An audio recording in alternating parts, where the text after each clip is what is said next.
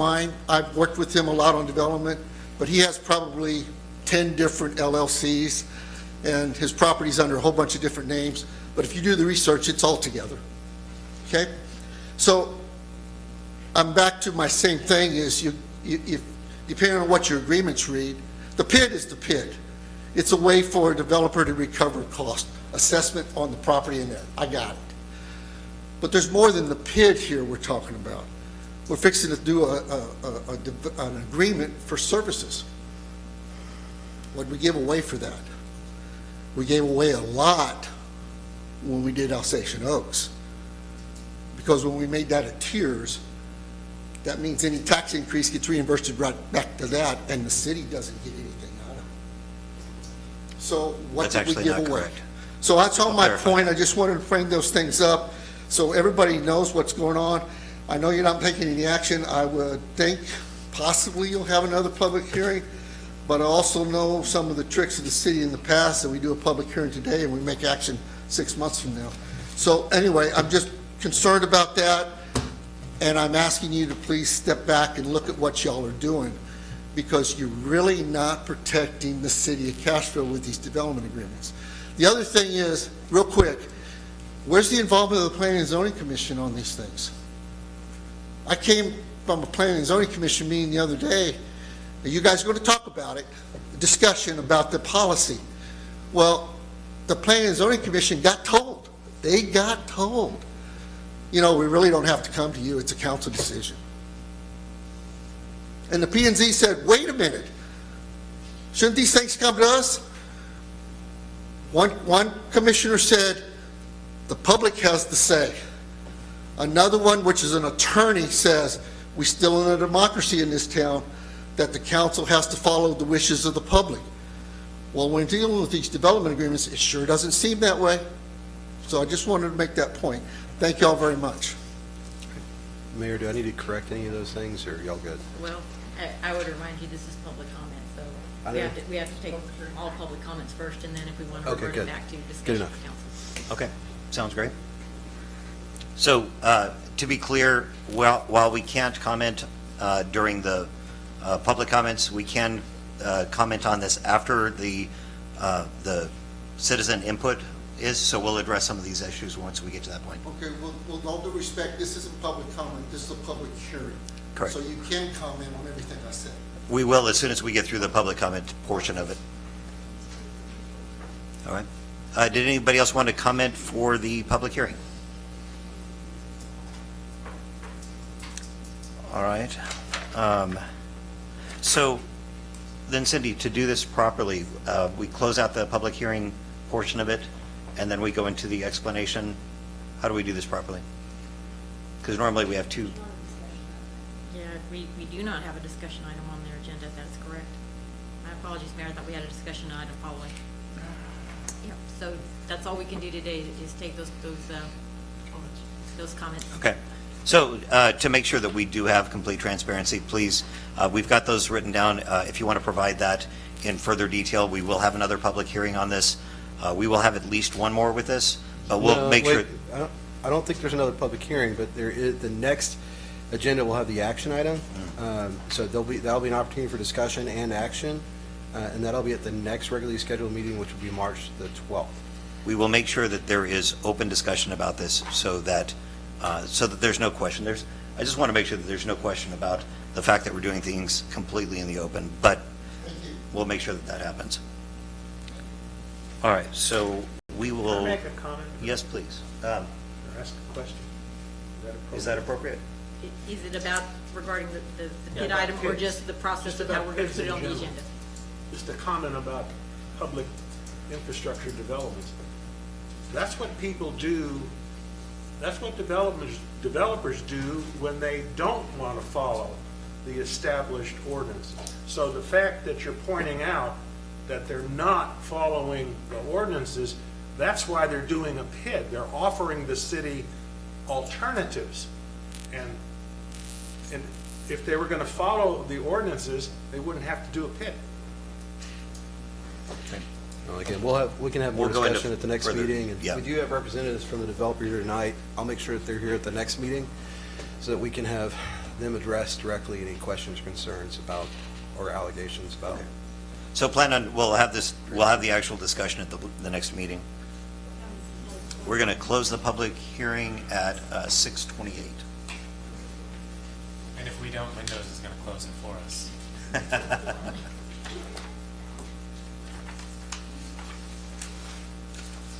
Next item is consider and take action on approving the purchase of one work truck for the Parks and Recreation Department. For this, we have Scott. So let me get there real quick.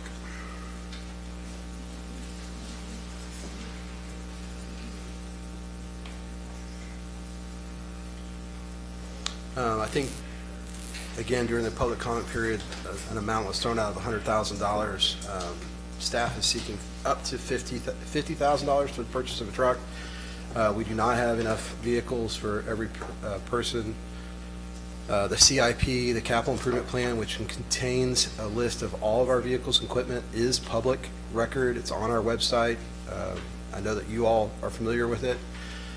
As explained kind of in the narrative that accompanies this, we made 2 hires and made several different changes. So the largest of the change was the reorganization of our city and staff departments.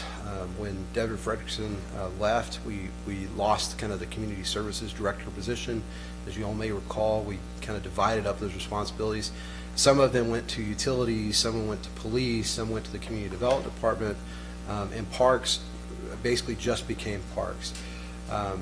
You all also approved adding 2 additional staff. Those 2 staff members, one has already been hired. They're in our Parks Department, and this was really kind of to backfill Jonah's position. So Jonah will become the manager and director of, or the manager of Parks and Rec, and hopefully, within this calendar year, I hope that he and I agree that he'll be in a position to be the interim director. He's working towards his executive, our Parks executive certification designation, and we certainly encourage that type of growth within our own staff. So y'all approved that position, and then another position which would be in basically community development as like a permitting tech. That position has not been hired yet. We haven't advertised for that position, I don't believe it's been advertised yet. So in the creation of this new position in Parks, we found ourselves basically one piece of equipment down. The piece of equipment that had been driven by Devin went with streets to streets, and is now being occupied by our assistant public works director and the inspector. They each have a separate vehicle. So we find ourselves a vehicle short. Now, the mayor and I talked a little bit about this before this item.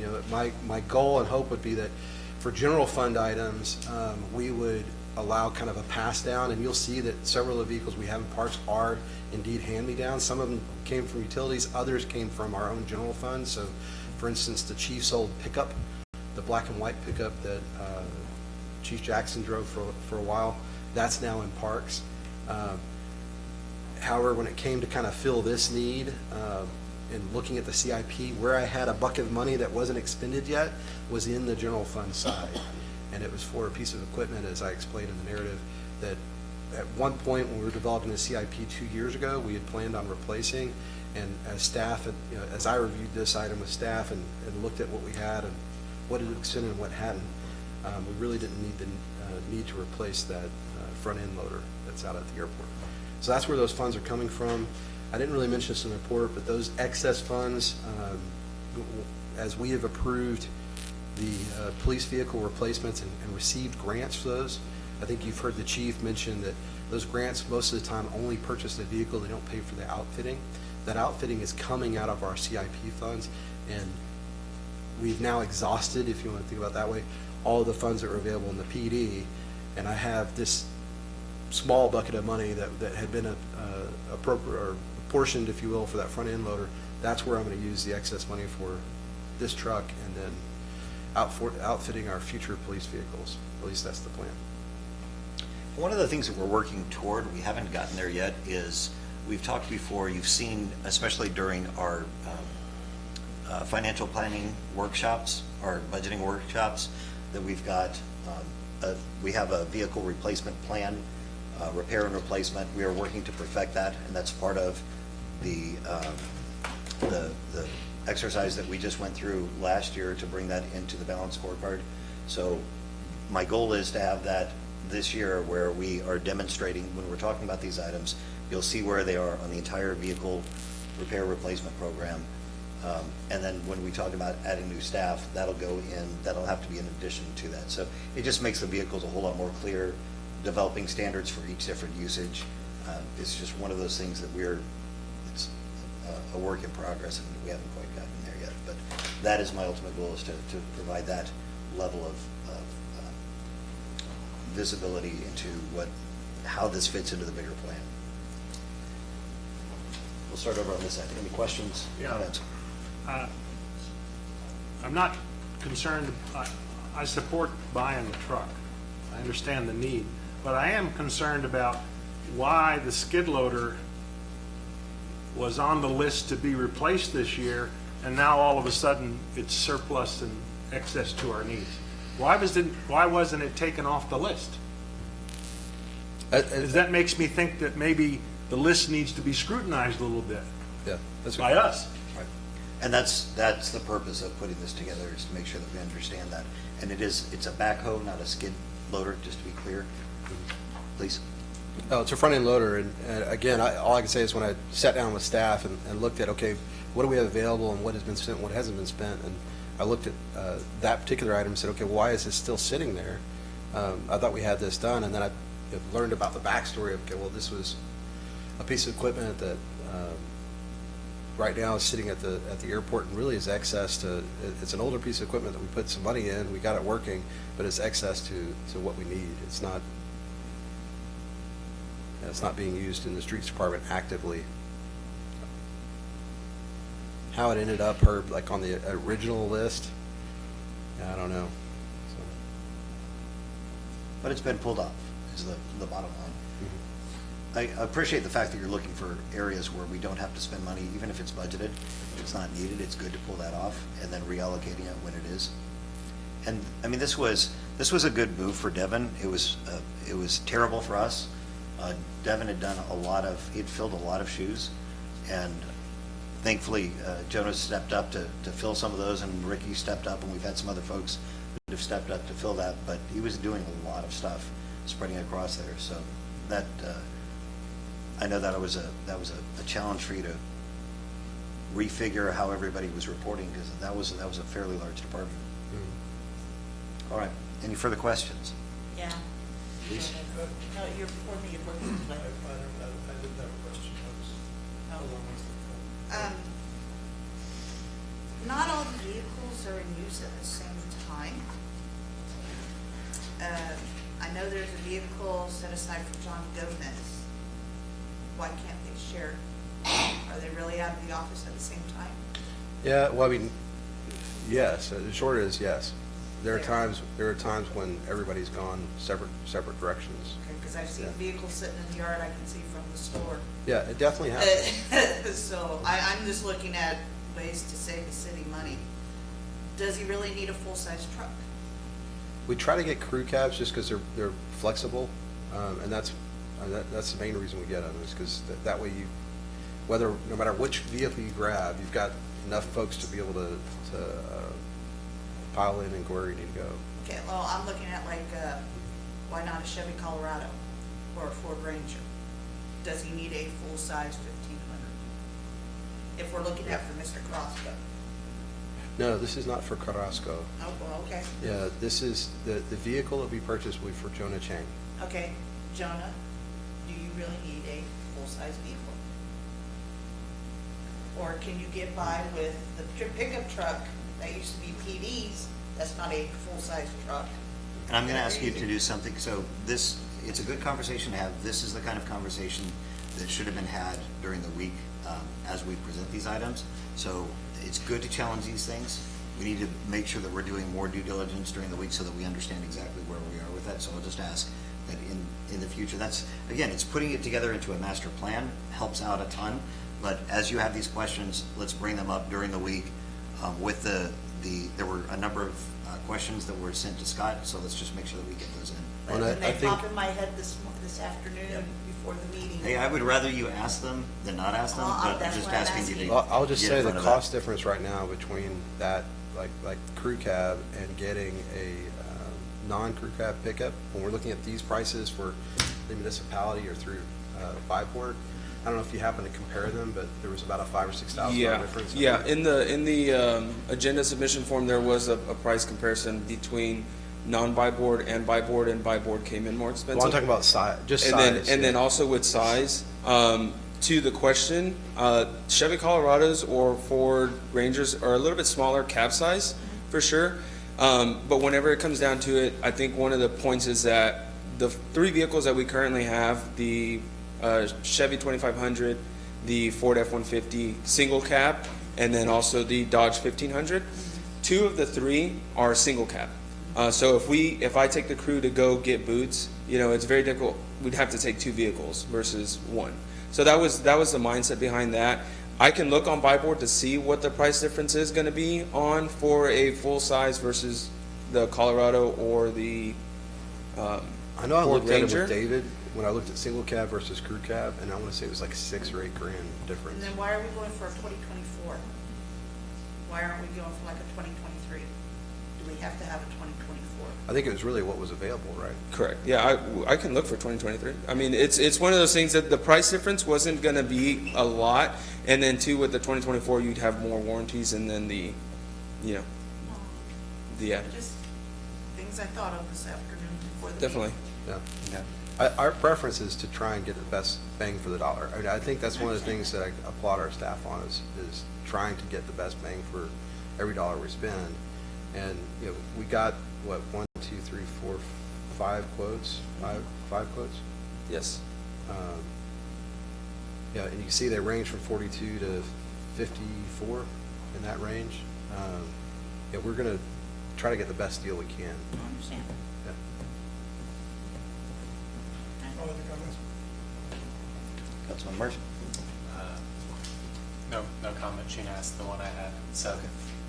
Great. So the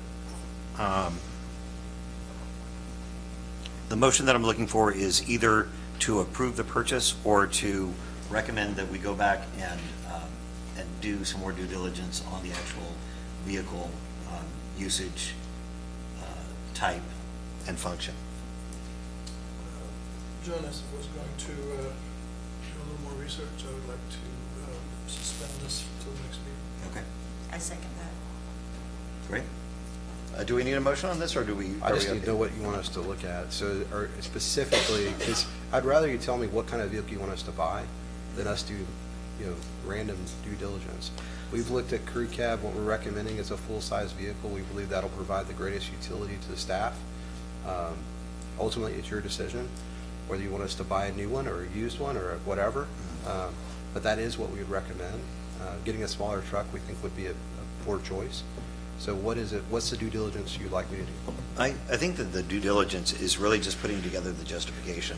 If you're looking at things, I know that you're thorough with this. I know for a fact, like I've seen the way that you deal with and your department heads deal with the budgets, they have squeezed every little drop out of these things. And so typically when you come and say, I feel like we need this, I don't take that lightly because I've seen where you've squeezed it out of other areas. I think we've all seen where they've really squeezed this down to